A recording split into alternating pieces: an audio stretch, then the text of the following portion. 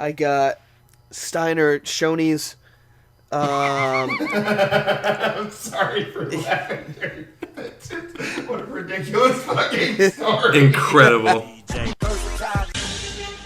Here, lizard. It's the almighty King Cooper, chameleon at a color-changing lizard, the mixtape messiah. Please stand for the ghetto national anthem. Let's go. Man, forget what them boys is talking about. I'm true, man. Your riding swings, your gripping grain. I do, man. Your candy red, your candy blue, your popping trunk, your candy screw. Don't know about you, but I'm true, man. It's another week. It's another great American Cast episode. Glad to be with you once again here. Whether you're listening to us on YouTube, our now defunct SoundCloud channel, or maybe you have a VIP MP3 that you signed up for after emailing us at greatusacast@gmail.com. I am Tanner Acebo. As always, I'm joined by my co-host, Gary Lannister. Gary, what's going on? Oh, you didn't know? Your ass better call somebody. I'm doing well, thank you. And we're also joined by a very special guest this week, Mr. Geoff Greemore. Jeff, welcome to the show. My man. Good to be here. Welcome. Before we dive into all the happenings, all the goings-on in the world of professional wrestling, first off, you guys are both down in Texas. How's the weather down there? Warm. Yeah. Warm today. Warm yesterday. It's going to be warm tomorrow. It's not too bad up here in the Northeast. It's like 55, I think, today. Maybe even up in the 60s. Ooh, that's perfect living. temperature. A little porch living. Yeah, porch mode. Yeah. No, not porch mode, just porch living. So we've got Jeff on this week. Jeff, would you consider yourself probably not a lifetime wrestling fan, but can you remember how long, how young you were when you first started watching pro wrestling? I mean, I was real young. I used to have a Macho Man Randy Savage stuffed animal wrestling doll. I don't know what you called those things. The one that you could wrestle with. Yeah, exactly. And I'd take that baby out on my trampoline in the backyard. Throw down some power bombs, some rock bottoms, whatever. Yeah. I bet that's not all you did to that dog. And the stitching started to get a little loose in the hind parts. Just the way you like it. Yeah, I was fine with myself at that point. At Macho Man's expense. Well, I mean, it was an inanimate object, so I don't think it had feelings. No harm, no foul. I apologize profusely. So you used to enjoy beating up on the Macho Man. Who were some of your favorite wrestlers when you were younger? Who are some of your favorite wrestles? Well, some of my favorite wrestles were the style where they would bust each other with the steel chairs. Where they would dive off the ladders. That's a good wrestle. Some of my favorite wrestlers. I was really kind of into the Ravens flock. I really liked Billy Kidman's high-flying antics and his dirty wife beater that he always used to wear. Looking back on that, what a weird character. He was basically saying, this guy came here from the trailer park, and he's here to wrestle. I guess what else would you expect from somebody from a trailer park? But I used to say that, quote the Raven, nevermore line all the time. Like, I used to leave the room after talking to my parents when I was younger, and I would just say, quote the Raven, nevermore, on my way out into whatever I was doing. And looking back on that, I can see why they might have had me see a psychiatrist or something, See, if they didn't know any better, they just think you were super cultured. Exactly. Or maybe, why is our son continuously quoting the same Edgar Allan Poe line? Yeah, I mean, that was followed by, why isn't our son better at sports? I don't know about that. It quickly followed. Oh, we're going to have to buy him an ascot, aren't we? They went hand in hand. Now, Kidman, he wore, like, the jorts, right? And then he had the flannel that he wore around his waist. They were not even cut-off jorts. Those were straight up jean shorts. Cena jorts. Hemmed and everything. I mean, there were no rips in them. Those are probably the most expensive part of his whole getup. Maybe the most expensive thing he owned. I don't know how well he even did in the wrestling business. He still works for WWE. He's like an agent or something, isn't he? Yeah. Oh, an agent. Okay. Well, Yeah. okay. He's not just cleaning the grease traps out, he's got real gainful Yeah, employment. I didn't know if he was like putting out the sandwiches for the actual wrestlers. Yeah, I'm looking at it now here, and I'm maybe I was thinking about somebody else with the flannel, but definitely the jorts are in play, and the hem jorts as well. So yeah, I mean, you mentioned Raven's Flock and Billy Kidman. So were you more of a WCW guy? Absolutely. WCW Nitro was when I would always say I was going to bed, and my parents were really great and let me have a TV in my room. And so I just keep that on really low volume and just, I guess, pretend that they didn't know. Obviously, they figured I was watching something. I guess at least it wasn't porn. Yeah. Well, at the peak of the Monday Night War, there was some pretty raunchy stuff going on. Yeah, the Nitro girls. Oh, yeah. Not the Nitro. Think about Kimberly and her almost non-existent tops that she wore. I'm going to have to excuse myself. Please, we're all friends here. So, big WCW guy. Now, obviously, you are just as heartbroken as Gary and as myself. WCW gets eventually purchased in the darkest day in pro wrestling history. And now we are kind of betrothed to, I got the buzzword in there, the WWE. They're really, the only show in town in terms of the high production and prime time live broadcasting. You still obviously have TNA out there. You still have Ring of Honor. You have Lucha Underground, but WWE is they're the top of the pops. Who are some of the guys that you like right now, currently on the WWE roster? Well, I think, to the chagrin of our Canadian friend, I'm not a big fan of Ryback. Well, join the club. I laugh mostly at him, not with him. The guys that I really do enjoy, obviously, Dean Ambrose. I love that outsider. Always have. Obviously, that's why I liked the Ravens Flock in the first place. That's why I liked Stone Cold back in the day. That's why I liked Mankind. Dean Ambrose definitely has that. The je ne sais quoi of, I guess, can take a punch and keep coming back. While it may very well be to his detriment that he continues to get up. He continues to get up. I do love, and then on the other side, I do love Brock Lesnar. How he's just the dominant, force. It doesn't seem like anybody should really be able to beat him, and yet somehow WWE lets people beat him, and kind of makes him seem weaker, even though he should really be the juggernaut. And then they still get that Big Show thing where they think he should be able to beat everybody. And he's, 58 years old, maybe even older, I don't know, and 780 pounds of no muscle. I don't even know how he stands up. I mean, those are like two little popsicle sticks that he's walking around on, really. Yeah. And it looks like he should fall over. I mean, he's like got, like how Dolly Parton was a little chest heavy. He's like real stomach heavy. Real stomach heavy. He's just a big human. He's 7'8" or whatever they're calling him now. Yeah. And you can't teach that. What is he billed at now?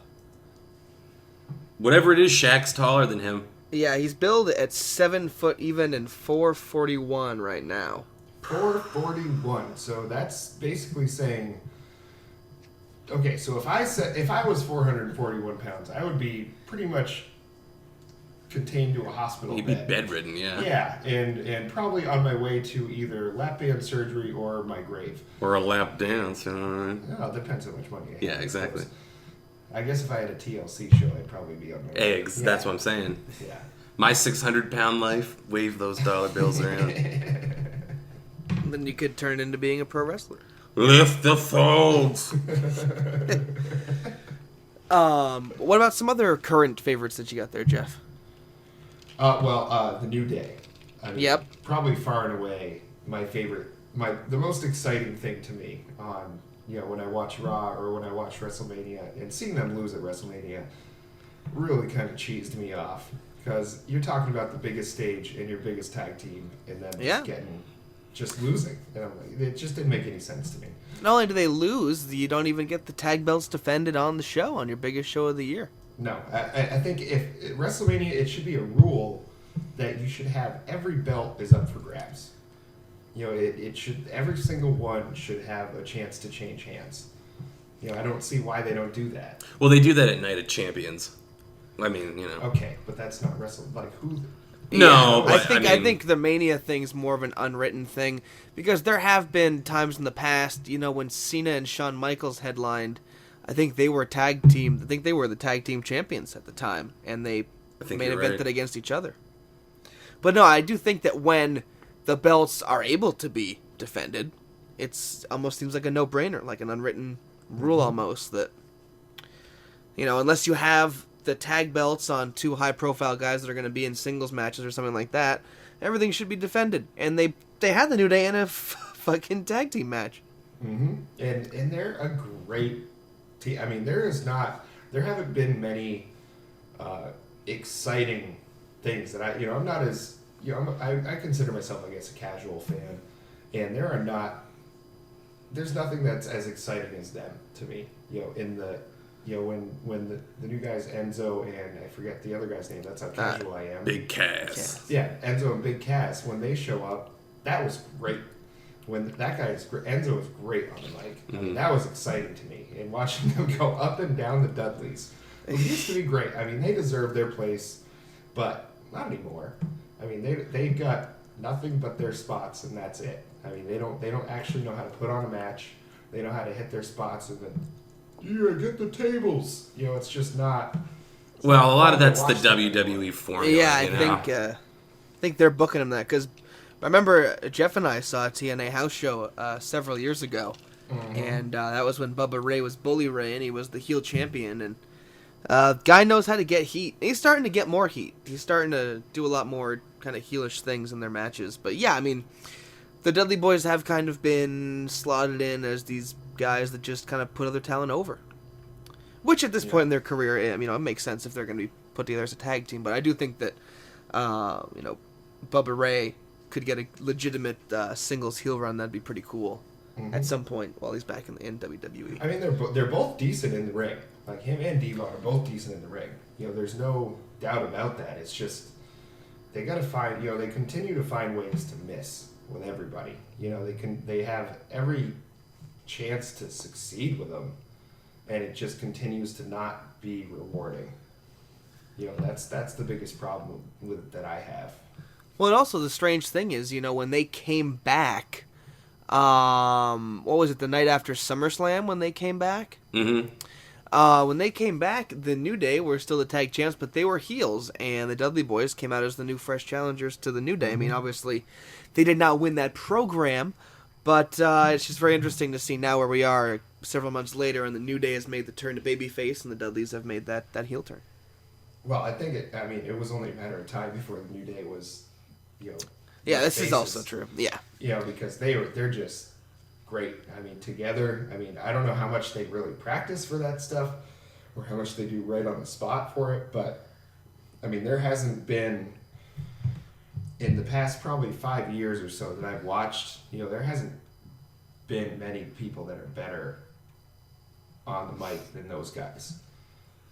You know, they are really great together. The fact that they have all the things, you know, where they all get together and say the things, and then, you know, Big E is a great hype man for that whole thing.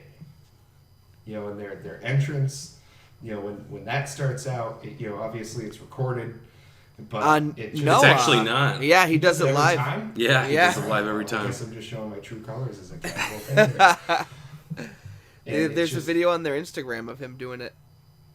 I mean, it just gets the crowd going every time, and it never fails. You know, and I don't think it's going to, as long as they keep those guys. You know, it seems like they have a lot of creative license, which I think is a good thing. You know, because they clearly know what the crowd wants, and they do, and they deliver every time. You know, it's fun to watch. So I mean, we're talking about, you know, obviously the New Day, and Roman Reigns has a new catchphrase now that he's been using a lot, and it's very interesting, kind of the stark contrast, because, you know, personally I just think that they're using this Reigns line way too much. But I feel like the New Day stuff does not get old because they're able to freshen it up just a little bit every single time. It's not the same thing they're hitting you over the head with. But you're trying to get another babyface, your top babyface, in theory in the company.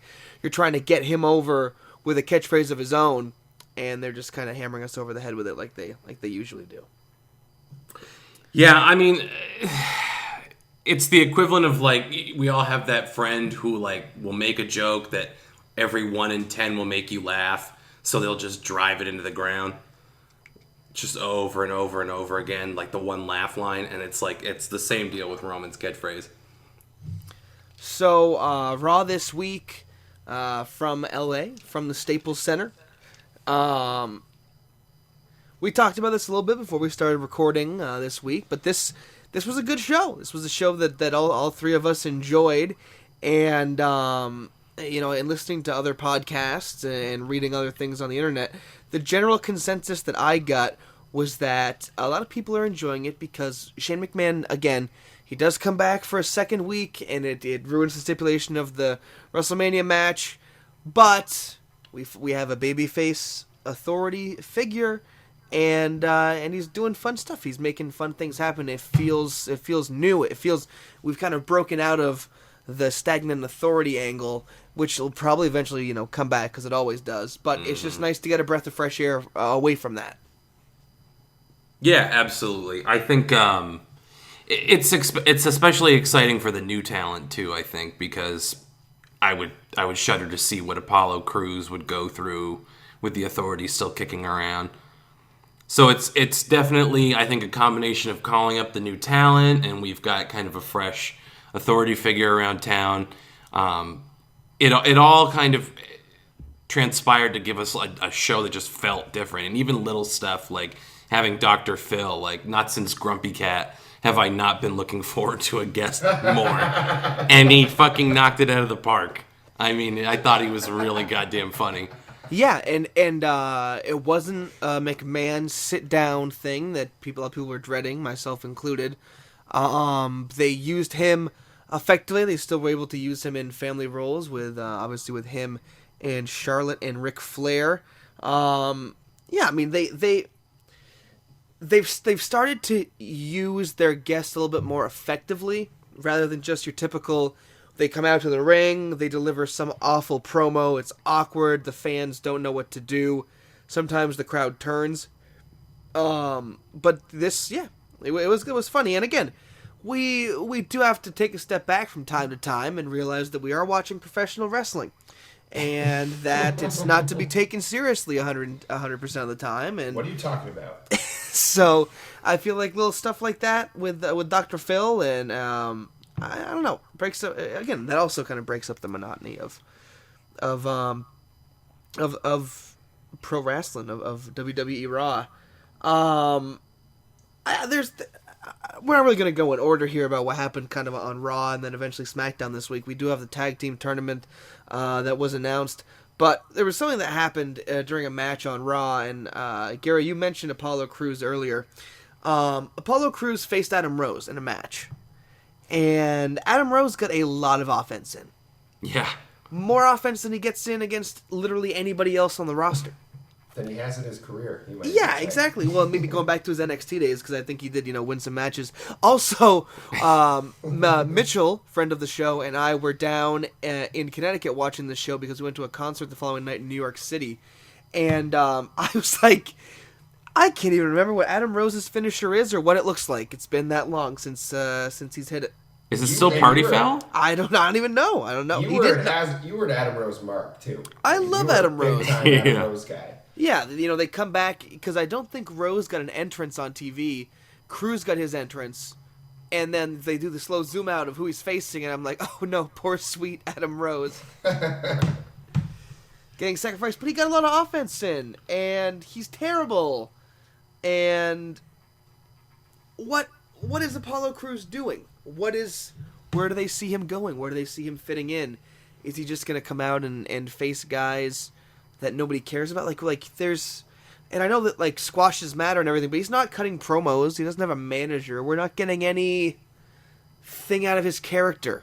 I think when Neville comes back, those two might have some strong matches together because they're both that just really strong in the ring, not so strong otherwise. I mean, they don't, they both. It's the character. To watch. Yeah, they both are pretty decent to watch in the ropes. But it's I haven't really heard Neville say more than 2 words. They haven't let him say anything since he got called up. It could very well be that he doesn't have much to offer in that way, but he is great in the ring. He's not a great promo, but I mean he's not a fucking train wreck by any extension. So I think it's the same idea as when like the Sami Zayn and AJ Styles match was great. Yeah, I mean because those guys know how to sell a match. They're willing to sell their opponent's moves. And that makes it fun to watch. There's a lot of guys that won't do it. I mean, Hulk Hogan was probably the biggest example of not willing to let anybody over him. Those guys understand that it's what's fun to watch, and it's something that goes both ways, has some, push and pull in the match, and it works. And I think that's what Neville and Apollo Crews are going to have. They're both that, just... They can make it happen in the ring. They know how to sell the moves. They know how to. Technically, they're really good. And I feel like they're getting called up for the sake of getting called up. Like what is their 6-week, 12-week? It's something that Jim Ross says all the time. What is your long-term plans for a guy? You shouldn't be calling people up just for the sake of calling them up. Yeah, right. You should have an end game in mind, or at least some sort of idea of where you want to go with the character. But Cesaro and Owens had an awesome match. Missed it when it was live. Went back and watched it. This show, because we mentioned AJ Styles and Sami Zayn, another great match. We got to talk about the level of wrestling that we're seeing now on these TV programs.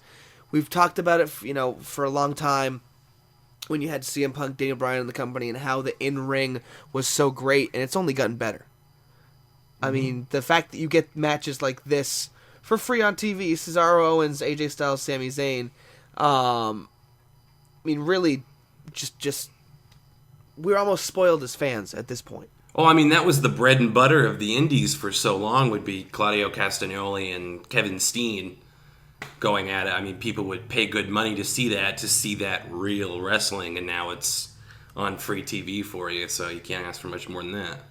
Well, I think it had to do with guys like you two that are extremely into it, as far as, and don't just, you're not just buying t-shirts because you're buying into the storylines. It's you really appreciate that it is an art form.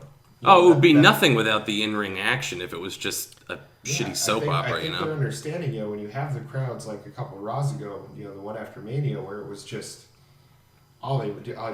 They weren't cheering for anything. They were just chanting something different. I had to keep asking you, Gary, everything about what they were chanting because I wasn't caught up with all of it, and it was just seemed like they just were. And I think the way you put it was they were in business for themselves. Mm-hmm. And it was just, it seemed like that level of enthusiasm for the company requires an in-ring product that, can try to match that. So you can't have guys like The Big Show and Kane. You can't keep pushing that and think that you're going to get these people into it. Right. Because they can't do it in the ring anymore. At one point they could.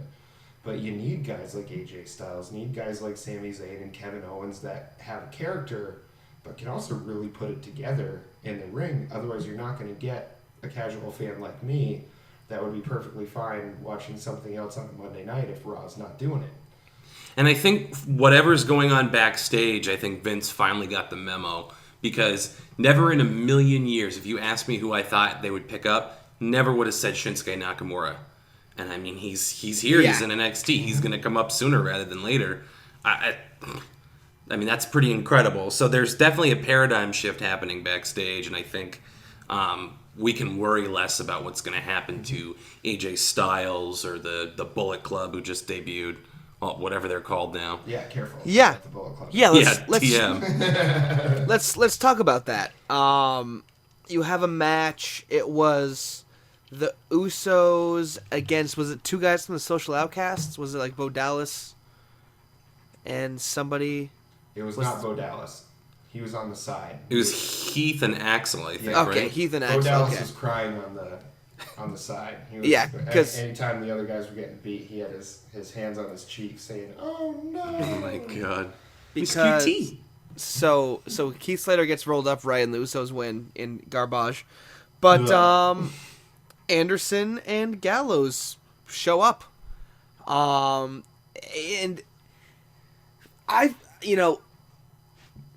it seems to me like a newer take on when the Outsiders showed up in WCW almost, and it'll be interesting to see how they go with this. Are they going to come out and say they want to be contenders for the tag belts? Like, what's their goal? What's their end game going to be? Because they just showed up and beat the crap out of people in street clothes.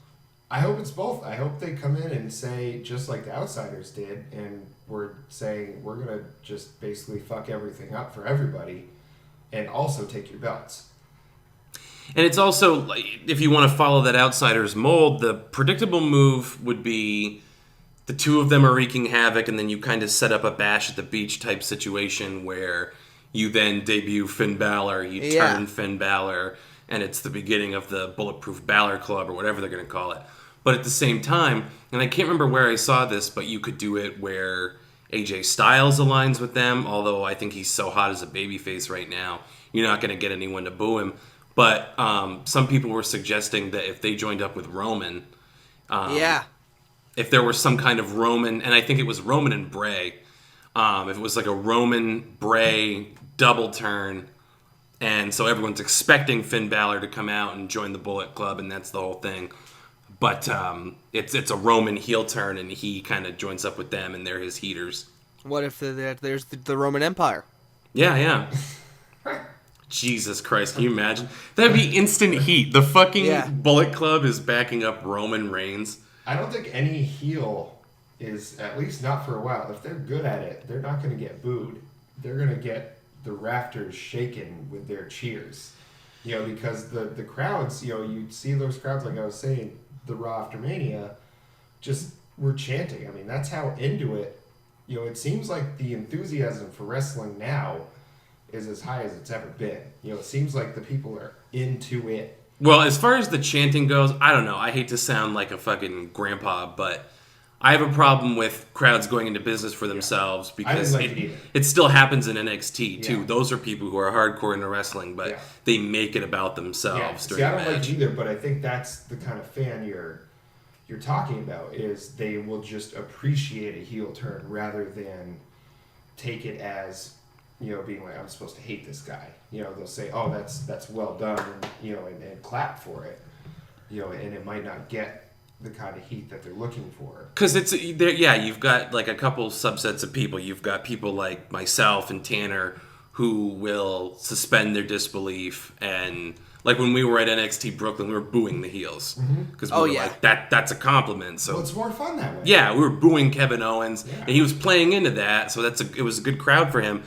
But then you've got, I think in terms of getting heat, you can really kind of get a heel over if you target the so-called casual fan. If you do something that's going to piss them off, the hardcores are going to play along. Because it's not going to seem like...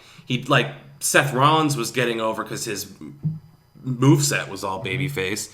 And nobody likes Cena, and he needs Cena in the face and broke his nose. Didn't mean to, but...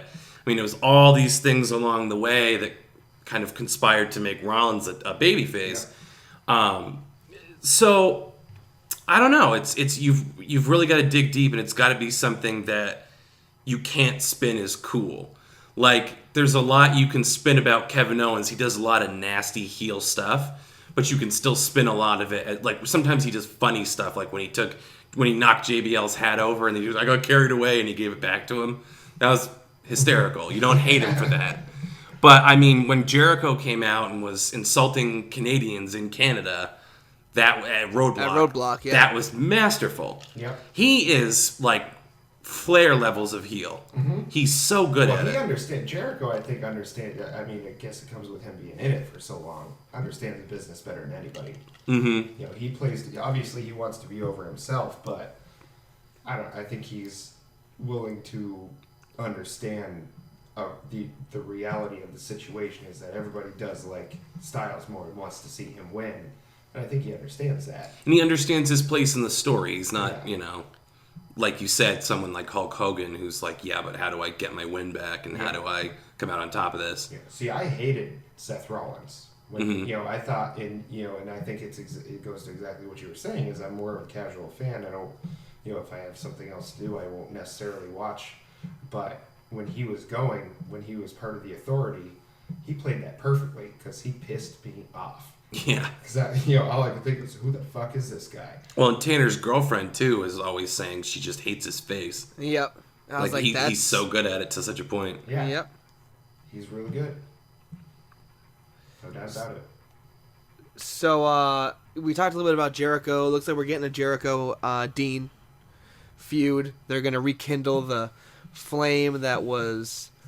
when did they do their match? Was that at SummerSlam? That was at Night of Champions, Night of wasn't Champions. Night of Champions.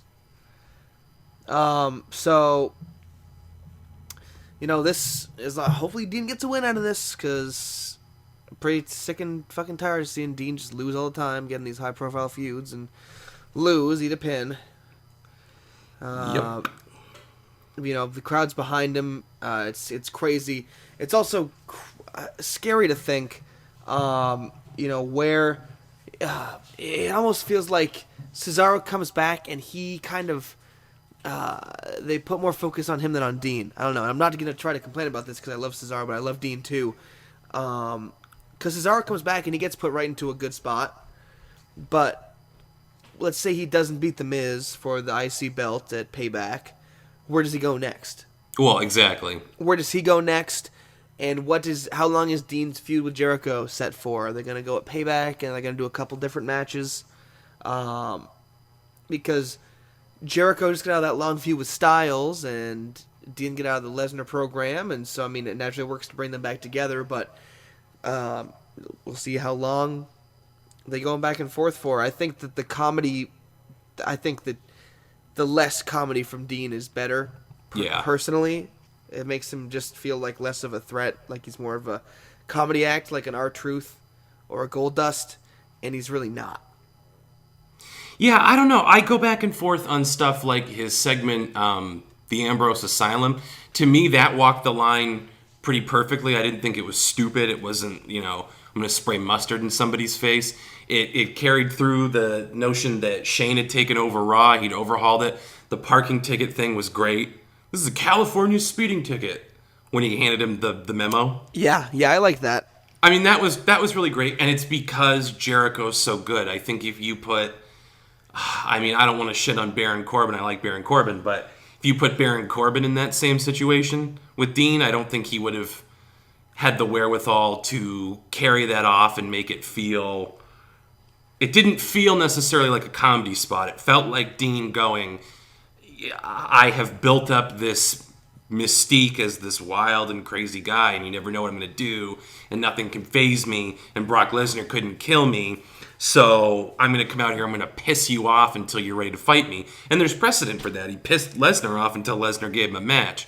So I think they're finally moving into a spot where it's not necessarily comedy, it's like almost like Bugs Bunny with an edge. Like he'll fuck with people and fuck with people and fuck with people until they fall into his trap. Which I think someday, whenever it comes that they eventually turn Dean heel, it's going to be a really interesting I hope they don't just instantly make him a big pissed off hardo. I hope that they keep using that very subtle technique to help him get under people's skin. Because it's starting to work for me. It's not necessarily the slapstick anymore. And I think that when you pair him with somebody that's, like a Jericho, who really has been a funny guy his whole career, you go back to his earlier work, obviously in WCW and before that, I think that these segments work with Jericho, but like you said, like with a Corbin, this wouldn't work.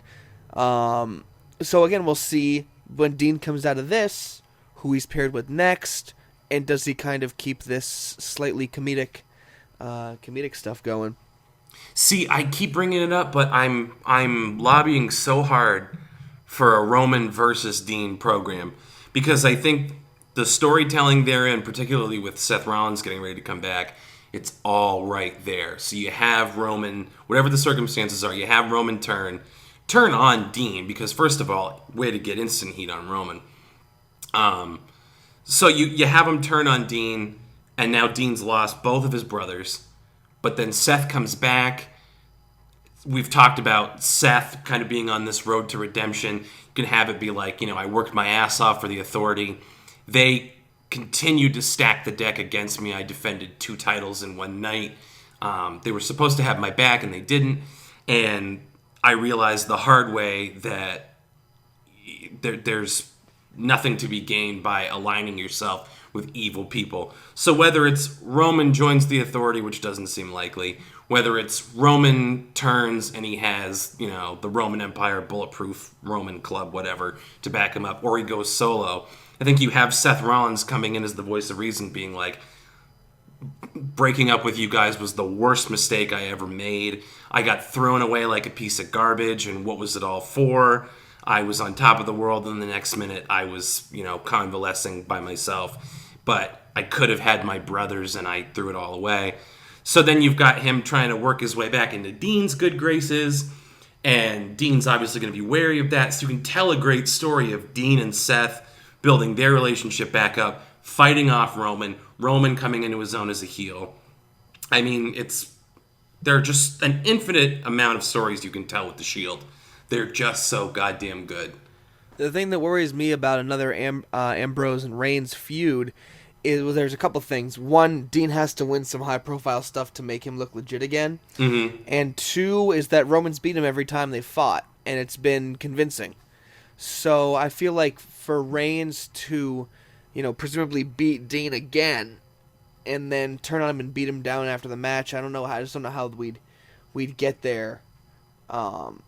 Maybe Dean beats him in a non-title match on Raw, something like that, and then that would lead to Dean getting a title shot. But we'd have to know that Dean has the ability to beat Roman, when right now Dean doesn't have the ability to beat seemingly anybody on the roster. Yeah, I mean, there's some character rehab that would have to take place, but I mean, we've seen, it can happen. You could get there. You could have, you could get there any number of ways, but they need to get there, and they're not big on getting there these days. They're not big on telling the full story. They're big on just jamming 2 guys together in a ring. And again, we talked about earlier, the in-ring stuff is always great, but they're big on just, pairing guys off to fill kind of TV time. Or in the case of Roman and Dean, Roman winning the Survivor Series tournament only to, get cashed in on, Dean's a super afterthought at that point. Yeah, oh yeah. He's not even looked at as a guy that was really part of the main angle that was shot that night, because it's Sheamus cashing in. We're going to take a break here in just a quick second, but before we go, we got Natalya and Charlotte for the Women's Championship on Monday. And, Smart Money was on them getting out of this with some kind of wonky finish so they can keep building this program up to a title shot at Payback. And they do. Ric Flair grabs the ref and gets the DQ finish as Charlotte's tapping in the sharpshooter. But this is another spot where they could have had Charlotte be the chicken shit heel and say, no way is this for my championship. No way. And then it's a non-title match, and you could have Natty win. Jeff, you're shaking your head. What's up? I cannot stand the Ric Flair and Charlotte angle anymore. I thought, the reason I loved Dr. Phil on that so much, and Gary and I were sitting here watching it, and I loved it because Dr. Phil got up in Flair's face and was wooing him down. It was just chest bump, mano a mano, Dr. Phil just putting down one of the greatest ever in the sports entertainment business, and saying basically just foreshadowing what was going to happen later that night. And you knew during that match it was going to happen. And I mean, I don't know, Natalya is, I think the Becky Lynch, Sasha Banks, and Charlotte angle is way better than what they're trying to do with this Natalya and Charlotte angle. I know they're trying to have just the super baby face. I think they're trying to make like the Daniel Bryan of the women's division here, with Natalya being like, well, I'm I'm strong, I'm capable of doing this, you should give me a chance to have this title. And then to have Flair again just interrupt the match, and it's just, I wonder how much it's them telling him to do it, or if it's him just being an old guy like Vince and saying, well, I think it'd be good if I did this in this match, and nobody willing to tell Ric Flair how it should be done. I get the sense that he's a company man and he wants to see his daughter do well. So I think whatever's going to benefit her the most, he's going to do. So if they said, Rick, you got to get away from her, I think he'd move to another continent to make sure she succeeded. I mean, he fucking loves his daughter. Obviously, that's a real relationship. Right. It's just, she's great in the ring. Right. She has some truly, the women's division is, I've thought so for a long time now. They've got some really, really great actual wrestlers in that division. It's not, there's some, they can all have a storyline, you can say what you want about a storyline, whatever, but they are great in the ring. That Becky Lynch, Sasha Banks, Charlotte triple threat match was one of the best wrestling matches I've seen. Not even women's, I feel like that's making, qualifying in a way that deserves more than putting it that way. It's like, that's one of the best matches I've seen in the last couple of years. Well, and we said in our WrestleMania coverage it was the best match at Mania. Yeah, by far for me. I had a great time watching that. Yeah, it's always enjoyable. Yeah. So, I know that there were rumors a little while ago that they were eventually going to get Ric Flair away from Charlotte. Something where, she inadvertently hits him or he costs her a match or something like that would be how they would get away from him and her.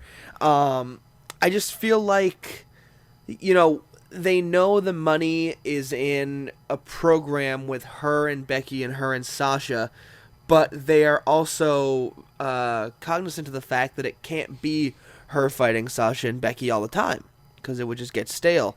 So Sasha and Becky have to go away for a little while, and I just feel like the way they handled it, again, the segment in that building with the hostile crowd, and they were chanting and they were knocking Charlotte off of her game, and it was frankly tough to watch. She shouldn't have to deal with heat like that. She should have to deal with getting booed.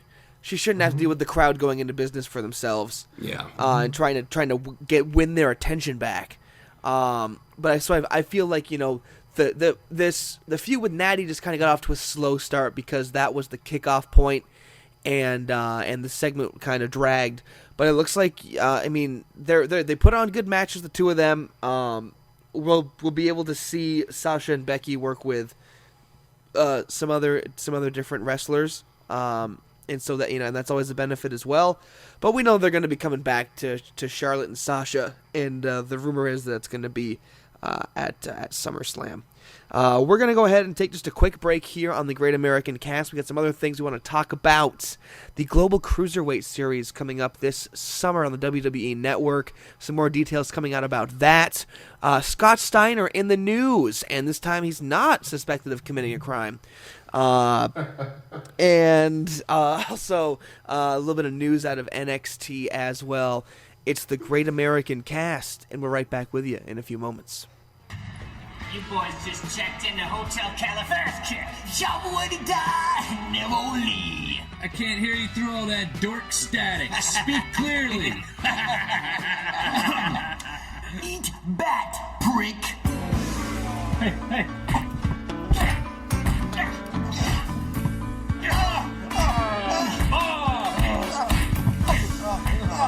You animals. Please stop thinking I'm still again. We'll do anything you please. There's some fucked up music. She treats you nice. Girls don't seem to care. Back again on the Great American Cast. Tanner Recibo, Gary Lannister, and our special guest this week, Geoff Greemore, and we discussed a little WCW earlier on in the program, and a WCW great Legend. legend Right. legend has been in the news for a couple of different things lately. Mr. Scott Steiner back in the news, And one article or one story kind of comes out of another one. Scott Steiner witnessed an attempted murder outside a Hardee's, and he is a witness, and he was interviewed. I mean, obviously, I think by the police, but he was interviewed by a TV station, and we'll see if he becomes an official witness in the case and everything. But Scott Steiner on the other side of the law here. Yeah, nice little breather. I love how they identified him in the fucking newscast as a man who owns a restaurant. It's like, seriously, people, I mean, there has to be somebody at that news station that recognized who Scott Steiner was. There's got to be somebody. Saying a restaurant. Calling Shoney's a restaurant. Well, that's the thing. Statement. So out of this, they described him as man who owns a restaurant. What restaurant does he own? He owns a brand new Shoney's that opened on April 12th. He's the proud owner of a shiny new Shoney's. I don't like this derisive laughter for Shoney's. I'm a big Shoney's mark. Yeah, I used to get my birthday dinner at Shoney's all the time when I was a kid. Oh, there was never a mayonnaise quite as watery as you would get at Shoney's. That's the thing. I didn't eat mayonnaise when I was a kid, so it's perfect. That popcorn shrimp, man. The popcorn shrimp, the Shoney shrimp. Yeah. Eating seafood at a Shoney's is how you know you've made it. If you what? Yes. Eating seafood at a Shoney's. Hey. This ain't no Golden Corral bullshit, okay? This is Shoney's. Yeah. You think any old asshole can walk off the street and own a fucking Shoney's franchise? Because Scott Steiner proved that you can. Yeah, judging by the fact that he still dyes his facial hair, yeah, you sure can. I wish he had done the interview in character. Oh my god, me too. This man comes out, someone get five shots at him. 5 shots. You take 2 of those shots. Those shots could have hit me. I had a 25% chance to live. You take that 25%. And, he just goes off and does Steiner math right in the reporter's grill. I shot a lot of restaurants myself. What is that salad bar like? Is the lettuce right next to the steroid needles? Is that what's going on? I feel like that'd be at the end. Just to get jacked up? No, I feel like that's the beginning. Like, get jacked up for that salad bar. When they say all you can eat, they mean it. Like, they want that adrenaline pumping. They want it fired up. See, if you want those steroids to take, you got to eat a lot of protein with them. I think. I don't know. I pulled that out of my ass. Jeff Jarrett looks like he's been eating meth for breakfast for the last 5 years. And I think he lives pretty clean, so that's kind of the ultimate irony. That's terrible. That's what you get for stealing Kurt Angle's wife. I mean, Buff Bagwell still looks pretty good. How about this? What is he doing now? Buff Bagwell is a gigolo. Gigolo. Oh, come on. For sure. Really? Yep, you can get stuffed by Buff for $400 a night. No joke. I would love to see the caliber of woman who's requiring the services of Mr. Alexander Bagwell, or Marcus Bagwell, I think is his real name. You know what? Go ahead. I was going to say, I wonder how many people hire him that don't realize it's him until he shows up. Like, I wonder how that whole thing works out. Who doesn't know that he's a former pro wrestler? Who does know, and that's why they book him? And the people in the middle who don't know when they book him that he was a former pro wrestler, but then he shows up at their place and they recognize him. What do you think the ring rats who know he's a wrestler and hire him for sex make him do? What kind of weird shit do you think they have him do? I feel like he's got to have some lines drawn, some boundaries. Deep dick off the top rope. Count the pin, baby. Nobody's getting, buff blockbustered. But maybe they are. I'm reading an article here. The top rope neck breaker. The CEO of all of Shoney's was there. Well, they spared no expense for this little soiree. They rolled out the brown carpet and.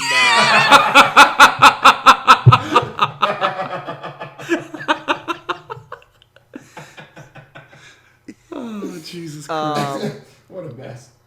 Scott Steiner's the only man I know who's got a brown towel with a white stripe to match his facial hair. He looks truly proud. And they all look really, like, Kevin Nash has got, like, serious business face on in these pictures. And, I mean, Scott Hall, God bless his heart, probably doesn't know where the fuck he is. I think he's clean and sober now. I didn't Diamond Dallas Page kick him out of his house because he was still doing drugs? I think for a while, but I think he's he's back back. in the good graces of. Because he's been backstage at WWE recently too. Yeah, taking his picture with Ryder. Ric Flair looks like out on the ring apron. Can you imagine Ric Flair walks into a Shoney's? Oh my god! Kamikaze shots for everyone. He'll probably break the ankle of some waitress, thinking it'll help his daughter. They were they were giving away free hot fudge cake Oh. and autographs. Come for the fudge cake. Stay for the autographs. Please take an autograph. I'll pay for the fudge cake if that's what it takes. I don't want these autographs. See, I think I'd sooner give them the money because I feel worse for them than I do about the bums at the intersection. I think they're all doing fine. I don't think this group. I think the fact that they're opening a Shoney's, it's a bit of a misnomer. I think they're all doing fine. That's a smart business venture. Shoney's is on the rise. And Ackworth, Georgia, they needed another Shoney's. As the CEO said, Shoney's couldn't be happier to be back in Ackworth. And we couldn't think of a better man to run it than former wrestler and noted fucking steroid freak Scott Steiner. I wonder. The bold move of him wearing a white shirt to his face. How is he going to run that? Like, is he going to be... Is he going to be, he's the owner, but is he going to be there and, is he going to train everybody? And by train, I don't mean his freak show DVDs. Oh my god. I really want one of those, but I can't, in good conscience, purchase one. Well, they're always on sale. I think he's just trying to get rid of them. He's trying to, he's turning the corner, Koch. He's getting away from freak show and into more Shoney's. Freak Shoney. Yeah. It's quality family experience. Now watch me bench press the waitress. He's got an office with 4 calendars, like the guy in Waiting has. Oh my god. I hope he turns into that. I hope that he does a challenge where if he can bench press the whole salad bar, everybody gets a free meal. But everybody has to eat a lot of salad first. Yeah. He's not pumping the needles like he used to be. That man's got a little belly on him. Who wants to eat dessert bar out of my belly button? Oh, it's popped out from steroid use. Never mind. Big Papa Slump. Going from the absurd and the ridiculous, again, just think about this sentence. Scott Steiner, Shoney's owner. A couple of big things coming out of things that are going to be airing on the WWE Network. First, we're starting to get more names and qualifying matches for the upcoming Global Cruiserweight Series that's going to tape at Full Sail this summer. What do you got, Gary? I know you've had your eye on this for quite a while. What do we got for new news out of this Global Cruiserweight Series? Yeah, so like you said, we have some qualifiers that are going to be coming up. Taking place at some Progress shows, Progress Wrestling. So in qualifiers, we've got Zack Sabre Jr., who's going to be taking on kind of a newer guy, Flash Morgan Webster. I've never heard of him. I don't mean that as a dig. I just, he's, they call him a hot up-and-comer. So great name. They call me a hot up-and-comer too, but for different reasons. And then we saw what you did in the Shoney's bathroom. Yeah, exactly. Was that? I said it was watery mayonnaise. Was that what we were talking about? A gentleman never tells, Jeff. And then Jack Gallagher and Bruiserweight Pete Dunne. I will be honest, those names don't super ring a bell. But obviously Triple H isn't going to stack this thing with scrubs. So I feel bad that I don't know them. But after this, obviously, I will. And then, of course, at the Evolve shows, you've got Drew Gulak taking on Hot Sauce Tracy Williams. That's awesome. And then Fred Yehi taking on TJ Perkins. And the winners of those 4 different matches are going to go on to join the following competitors who are confirmed at this point. Rich Swann, Johnny Gargano, Tommaso Ciampa. Those 3 obviously signed to the NXT brand.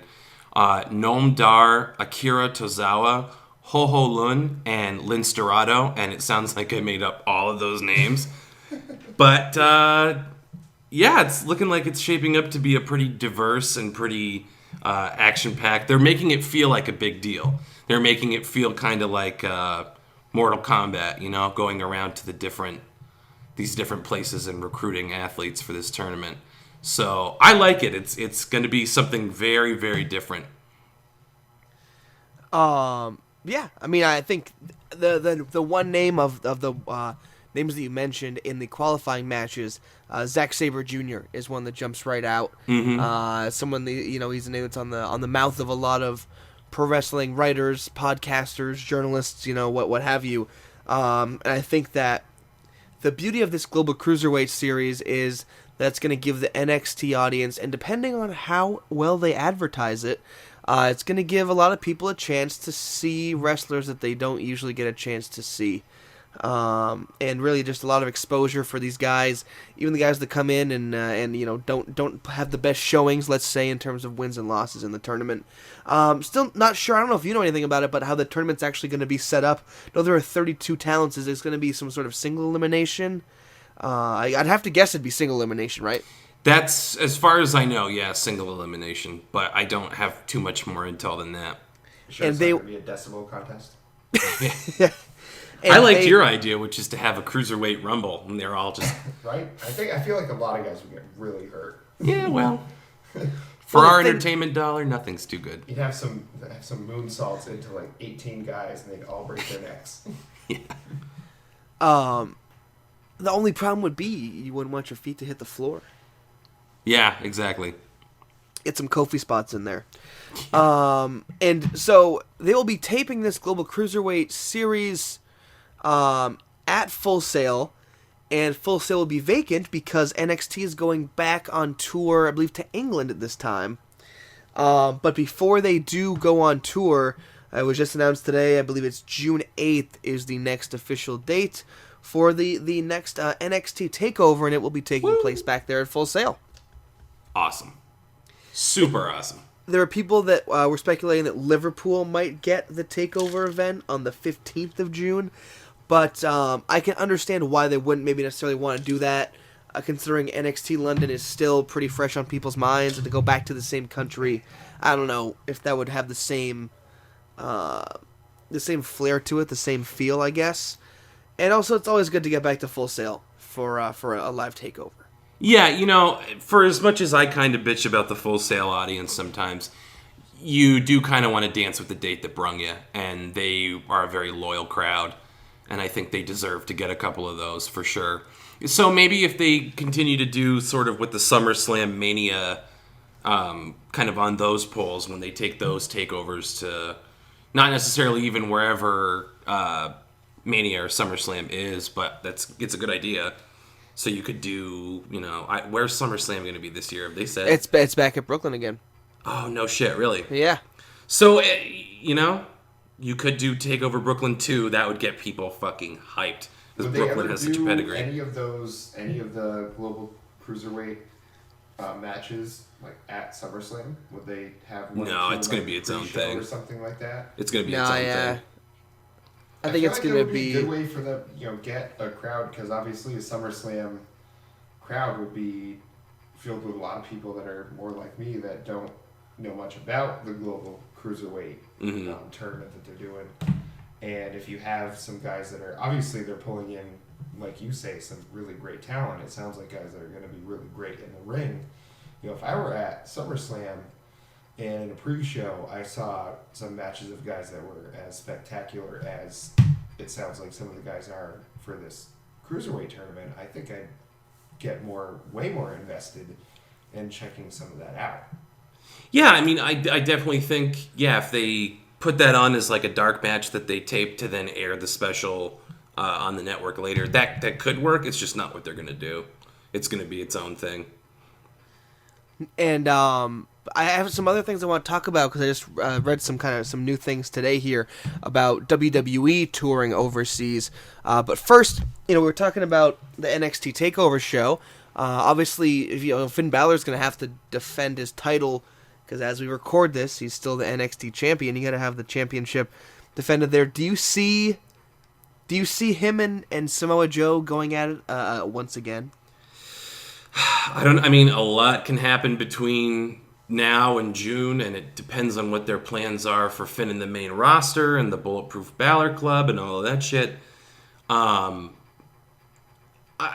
That being said, I mean, to dig into Ring of Honor lore, we've seen that you can, and I give all that credit to Samoa Joe. Not that Finn Balor's not amazing, and not that CM Punk wasn't amazing, but we saw that great series with Punk and Joe, where they just kept having these matches where Punk could not get the better of Joe, and they were amazing, amazing, amazing bouts. So I don't think you're asking too much of your audience to give Joe another shot and to have them go at it again. I would love to see it, and I would love to see Joe take the title. I honestly, as time goes by, I'm more and more disappointed they didn't put it on him at Dallas. Yeah. So I'm hungry for more. I think other people, the caliber of match they put on, their chemistry is insane. This is already a historic rivalry. So I definitely think you can. I don't know what they're going to do. There's so much time between now and then that I think it's kind of hard to say whether it will be Joe or whether Finn will still have the title. And the thing that would kill me is if somebody does kind of upset Finn on just like an NXT taping or something like that, because word would get out, and it's hard to stay away from spoilers these days. But the fact that now you're almost cheapening Samoa Joe's character because he was never able to beat Finn Balor, and then this, person X comes in here. Let's say Austin Aries, for example. Austin Aries comes in and boom, knocks off Finn Balor. I just feel like they've made Finn Balor look too strong. I feel like he's just invincible. He only gets beaten up when it's not in matches. Because, Sorry, Joe choked him out in the Coquina Clutch twice, and that was going into their match at TakeOver London, if I'm not mistaken. Yep. And so, nobody really gets over on Finn in the ring after the bell rings, after the bell sounds. It's always Finn getting his arm raised at the end. And I think at this point, the only two men on that roster that you could conceivably have knock off Finn would be Samoa Joe and Shinsuke Nakamura. Yeah, with the call-ups that they've made and the character development where it is. I mean, they lost a lot of talent to those call-ups, and it'll the next couple of NXT shows will be very interesting to see where they go out of that. But I mean, obviously, we'd like to see the women's title defended again as well. Presuming it'll still be on Asuka. Do we get Asuka Bayley too? Yeah, it's like we talked about in our post-Mania coverage. What do you do with that title now? Because you've put it on the immovable object, and Bayley's the unstoppable force, but she's been stopped. So I just don't know where you go from there. Like I've been advocating, they should really make some high-profile signings with the women. Apparently, Adrian Reese, the former Athena, came back from an injury on a house show. And I can't remember who she had a match with, but crowds were really responding to her. So maybe you could bring her in and have her be a realistic contender for Asuka's title. Put Nia Jax up against Asuka, but that is a foregone conclusion. They're not going to put it on Nia Jax. Yeah. You want it to feel like that's why Bayley, Asuka, and Joe Balor were such great matches, because you're like, either of these people are a worthy champion, and you literally do not know what could happen, because Where's Gail Kim? Gail Kim's still in TNA. TNA? Where's Gail Kim? She's not even the Knockouts champ anymore. I think she got knocked off by Jade, didn't she? Yeah, I think I remember reading something like that. They did a title change last week. I don't know if it was her that lost. Was that she when was that in happened? the match. She was in the match. I think she'd already lost it, and I think whoever beat her lost it to somebody else in that. No. match. They put it on Jade and then immediately took it off her. I'm not sure. I hope not, because Jade's actually pretty talented. I'm following TNA slightly more just because I'm starting to hear the funeral bells again. I only follow it because Tanner and I went to the one show, and it was a great show. I mean, I had a great time. I wish I'd been more into wrestling at that point. It was fun to watch, but I like Gail Kim off the top rope. There's not many female wrestlers that I've seen do that. and I feel like I just totally derailed a legitimate discussion about your NXT women's division, but man, there's some real talent, and I have watched a couple of the Bayley matches, that I've seen, just because I wondered why the WWE crowds were chanting. I'm not going to say the chant because I think it really, kind of degrades the whole idea of the women's division. But it's great that they want her there, but I feel like that's probably doesn't make her feel good. That chant, knowing where it comes from. People make the argument that she loves it because she encourages them and chants along with it. And I think it's just she's too nice of a person to come out and be like, that's kind of misogynistic. It's straight up asking for hugs. Yeah. All the time. It's what is she going to say? Say, I don't like that. Jade still has the belt. I looked it up. Okay, good. And then before we get packing here, before we sign off, first off, WWE European Tour announced they're on one right now, and Triple H, the European Tour was announced, I apologize. Triple H made an announcement today, April 20th, 21st, 22nd, and 23rd. He is going to be wrestling at these house shows in Newcastle, Brussels, Paris, Malaga. He's fighting Dean Ambrose at these house shows. I think he misses it, honestly. Well, no, I mean, I think that him and Ambrose put on a great match at Roadblock, but I just find it very interesting because obviously you're going overseas, you want all your star power there, but as a fan of the product that watches every week, this guy hasn't been on TV since he lost at WrestleMania, and now we're hearing that he's going to be wrestling again. That'll be interesting. And then also, continuing on with house show reports overseas, Bray Wyatt, the latest to get bit in the ass by the injury bug. Calf. Yes. What do you do? He tweaked his calf. No one's sure. They haven't really said if it's a tear or a pull or what. Calf injuries are the worst. The way he was holding his leg. They stopped the match. Yeah.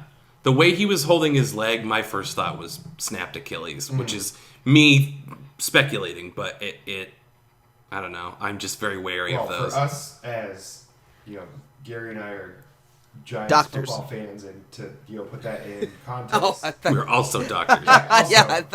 Well, thank you so much for that. And Victor Cruz for the Giants, that's a calf injury. He's probably never playing again. That's the kind of injury that I fear for Bray Wyatt. If that's the case, because I love watching him in the ring. I think when him and Roman, that was a lot of fun watching that. That was a fun match. I said after it was done that I hope they don't go they don't make them buddy because you're gonna lose. That's some real heat there because they really, I remember when they were when Roman was still in the Shield, and the Wyatts were first becoming the Wyatts before they just had to eat a loss. For 2 years in a row now, however long it's been. Yeah, Wyatts beat the Shield. Yeah, they were the Wyatts back then were a formidable force. They're not anymore. They're just basically used to progress other people's stories. But if Bray Wyatt is hurt, that's tough because he's a great promo. Well, and especially because we just saw flashes of a new Bray too. Mm-hmm. I mean, Bray. A whole new possibility. A real solo Bray. With him as a babyface, his moveset is perfect for it. The energy that he showed. And he doesn't, and it's not, people, babyface can be such a misnomer sometimes because he's this, hideous backwoods freak, but people love him. He's over. The people want to cheer for him. Yeah. Let the people cheer for him. They want to cheer for him. He's not getting a heel entrance. When people put their flashlights on their phone when he comes out, that's not that doesn't happen for heels. So I would argue, finally noticed it. I would argue he's the closest thing. A lot of people like to compare a lot of performers to performers from the Attitude Era, and a lot of people like to make the Stone Cold comparison. I would say, attitude-wise, Bray Wyatt is probably the closest because of babyface Bray Wyatt isn't going to instantly change his message to, like, I'm fighting for what's right. He's going to still have that fire in his promos that's going to be reminiscent of Austin, where it's like, get the fuck out of my way. Just because he's up against bad guys now, he'd be like, Kevin Owens, you piece of shit. What he wants. Yeah, exactly. It's his morality that's important to him. So yeah, it won't be evil. It's just going to be all that gloom and doom. He's going to be like, Kevin Owens, you've stepped into a world you cannot possibly understand. Yeah. And see, I think having, when Seth Rollins comes back, you can have that, and obviously I think Seth Rollins and Dean Ambrose together would be great because it would push them both. Mm-hmm. And like, I don't think Seth Rollins is going to need it. I think as soon as he comes back, he's going to be right back at the top of the ladder. People are saying no. I hope that's not the case. I hope he is back in the main event scene. I don't know how they don't do it because he was good. The fact that he drew me in like he did, and it's I get very jaded about TV shows and everything about characters. If it's not authentic to me, I really just dismiss it totally. And he drew me in completely. Right. I think if him and Dean are together, and obviously they're going to be against Roman. That's just, I feel like, the natural progression of things. Like, Roman's going to need somebody on his side, and it could be, like I was saying to you after the tag team match on Raw, where it could be Roman and Bray as a mutually beneficial thing. They're not necessarily friends, but they, one of them is not going to be powerful enough to stand against Seth Rollins and Dean. They're going to need each other to try to take them down, and you could have some real heat between those two camps, like where Seth Rollins and Dean will be actually friends, and actually be working towards making the other better and getting, each other to the matches they need. And then you have Roman and Bray, and since Bray's so over with Roman teamed up with that, I feel like it would make it so people would not hate Roman so much, would understand that he is, he's a legitimate character. It's just because he was shoved down our throats so much that everybody just doesn't like it, because we didn't feel like we had anything to do with his rise. Well, and we're so conditioned to. Sorry, our feedback just went nuts. I'm hearing myself like 10 seconds after I speak. It's so awful. Sorry, this is really screwing with me. I'm going to try to ignore it and take my cans off for a minute to make this point. Okay. Jim Ross, a lot of the time, talks about this idea that in a lot of the territories, we had promoters and authority figures who were presented as baby faces so that when they made decisions or they helped push a star or they just didn't hinder an up-and-comer, it kind of allowed for a more organic evolution of your top stars, your baby faces. But because we're conditioned to hate the McMahons and we're conditioned to see them as heels, if we connect them with Roman Reigns and we kind of see things being shoved down our throat, like Jeff said, it's a completely different effect than what you got back in like when Bill Watts was running his territory. I feel like, yeah, like what JR says about how the authority figures, that's just exactly what they were. They were the authority. They weren't picking sides. They weren't aligning with people. I mean, you go back to WCW, and even when they had the NWO running it, they still had the commissioner. It was J.J. Dillon. So the NWO was kind of running the show and everything, but they still had the authority in place, and the authority was a straight down the middle, fair and just thing that eventually was taken over by the NWO and Eric Bischoff.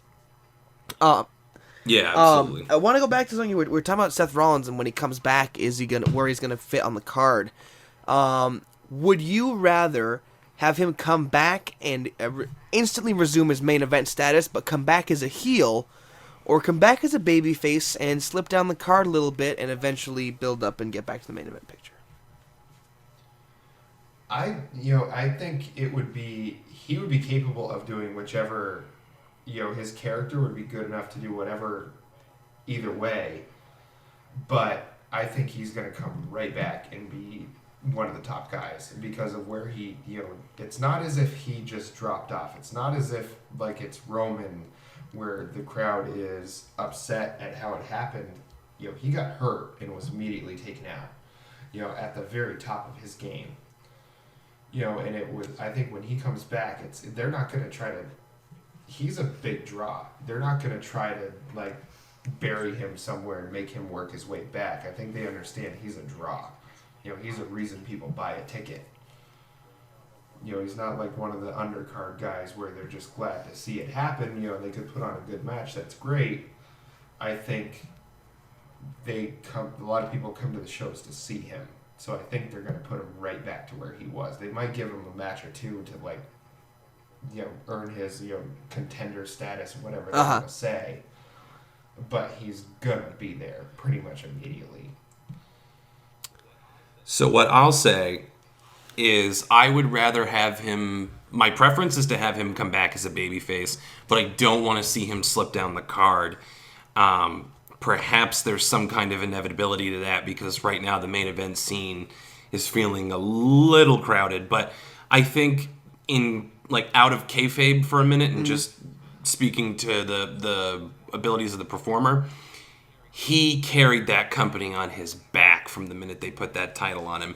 And I would just hate to see him, kind of like Geoff said, be penalized for something that was not his fault. And I know that WWE wouldn't actively be like, fuck you for blowing out every fiber in your knee, but it would come across as an unintentional fuck you to have him suddenly going for the US title or the Intercontinental title without any real build-up to it and to put him in like a geek slot. So I kind of want to have my cake and eat it too and have him come back as a babyface on the outskirts of the main event scene. We know he's got his eye on the title, so maybe he's not getting opportunities straight away. He's now a babyface, and I think no one would maybe necessarily buy the allegiance shift right away, depending on who's running it. Vince McMahon, The Authority, Shane McMahon, whomever. I think he's got to prove that he's changed, and I think he's got to prove that he's of the caliber to take on Roman Reigns, so to speak. Even though we know he is, I think in kayfabe, he does need to prove himself, but I think he needs to be around that main event scene for it to be viable. I think the way you put that, they had to prove that he's changed because you can't just have him come back and expect people to know that he's a babyface and just cheer him. They have to tell a story there, and I think the story almost writes itself that while he had time while he was away, he has never wanted anything anymore to get that belt back around his waist. And he took a long look in the mirror and how he won that belt and how he defended it, and now how he wants to be really a true champion. And also, the fact that he never lost the belt. He never lost a match. His body betrayed him. So you have a very easy, plausible story to tell there. And the question would just be, how long do they take to tell it? And is he eventually, a guy that would maybe take the belt off of Roman here? Back to the house shows. Just confirmed today, AJ Styles, Shinsuke Nakamura, and Asuka have all been confirmed for WWE's upcoming tour of Japan. So, holy shit! I mean, we knew that Asuka and Shinsuke coming in were trying to boost the WWE Network numbers in Japan and just launched over there a little while ago, and now I would love it if they made another network special and they made it about the kind of the return of these guys. I mean, obviously AJ Styles is an American, but he had incredible success over there, and I would love to hear the story, see the story of Shinsuke and Asuka going back there under the WWE umbrella, really as high as you can go in the world of professional wrestling. And I mean the world, in the globe, professional wrestling, what's the highest spot you can be? It's in the WWE. Yeah, and WWE is weirdly well respected in Japan. Like, for the fact that they have New Japan, which a lot of people in America consider to be the pinnacle, WWE has a weird amount of respect over there. Yeah, and we saw it for the Beast in the East special that they did last summer. Before we go here, one last thing. This is kind of funny. Did you guys happen to hear the rumor about why Shawn Michaels looked so great at WrestleMania? Like, why he was in such good ring shape? Yes, I did, but why don't you So tell Jeff? Apparently Vince McMahon told Shawn when they laid out the whole WrestleMania return that Stone Cold and Mick Foley were both going to be in ring shape and be in great shape. So he went out and he busted his ass to look great. And then he showed up to Mania the day of and was like, what the hell? Oh, that's great. So, like Mick Foley was ever going to get in ring shape. I still think Stone Cold would have beat the nuts out of Shawn Michaels in a match, no matter how out of shape Stone Cold might be.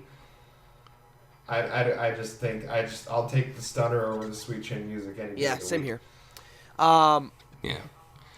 I actually have something I would like to plug if we've got a little extra time. So I got to take my cans off here again because this is just obnoxious as hell. It's literally like, stop hitting yourself. Stop hitting yourself. Why are you doing that? Like I'm hearing it over and over again. It really is. It's terrible. So I'll go on my little tear here. So I am a pretty well-known Deonna Purrazzo mark, and I noticed that she and Santana Garrett had some kind of main event over the weekend last. And I didn't quite know what it was. And then I looked it up, and it is a newer company called Women's Wrestling Revolution. You can find them on Twitter at WWR Pro Wrestling. I would highly recommend that everybody follow them. Their next live event is for the lucky few who are going to be in the Providence, Rhode Island area at a venue called Fate Music, F-E-T-E Music, on July 30th. I took a look at their roster. Oh, yeah, you bastard. You're going to be in New England at that point, aren't you? Oh, it's my birthday, is what I was saying. Oh. That's true. That's less important than the wrestling show. Whatever. But you look at the roster and you look at some of the matches they put on, it is extremely enticing. You've got, obviously, Santana Garrett, Deonna Purrazzo. You have Havoc there. I looked up some of the matches, and I was able to find some kind of bootleggy footage because I wasn't going to pay for it just because I wanted to make sure that it was legit. And I know that's kind of a scumdick move, but I promise now in the future that when they stream stuff, I'm there with bells on. Because what I was able to see, the Women's Wrestling Revolution is not only happening in WWE. This company is dedicated to it. And they had some matches that just absolutely, you want to talk about Bayley and Sasha, they had stuff on that level. Like if you could get these women national TV time, I think people would be blown away by what more than the Four Horsewomen can do. And no disrespect to Bayley, Becky, Sasha, and Charlotte, but it just goes to show you that there's this whole wide world out there. So again, I really encourage everybody to check out Women's Wrestling Revolution at WWR Pro Wrestling on the Twitter machine. All your favorites are there. I can't recommend it enough. And support women's wrestling. Awesome stuff. Yeah, I'll have to be checking into that as well. I was looking it up while you were talking there, Gary. Yeah, it's definitely worth your time. Perfect. So yeah, we'd also like to thank Geoff Greemore for stepping in and guest hosting with us this week. Jeff, was great to talk to you. Great to have you on the program here. I had a fantastic time, and anytime you want to have me back, I will be there with bells on, as Gary was saying. Perfect. Well, before we go here, remember we're all over the social media. Great American Cast. He's a YouTube at Great USA Cast on Twitter, Great American Cast on Facebook as well. Get those likes up. Again, yeah, and you can email us at greatusacast@gmail.com. We'll send you an MP3 version of this program if you don't want to have to listen to it on YouTube. Well, another week in the books. We will see what WWE has in store for us coming up here. I believe the next Raw is coming up from the European tour over there. So we will see what kind of reaction they get, and if it's still Shane McMahon running the show. We're back to talk all WWE Pro Wrestling once again next week here on the Great American Cast. For Geoff Greemore and my co-host Gary Lannister, I'm Tanner Acebo, and as always, we'll let the talking heads take you home.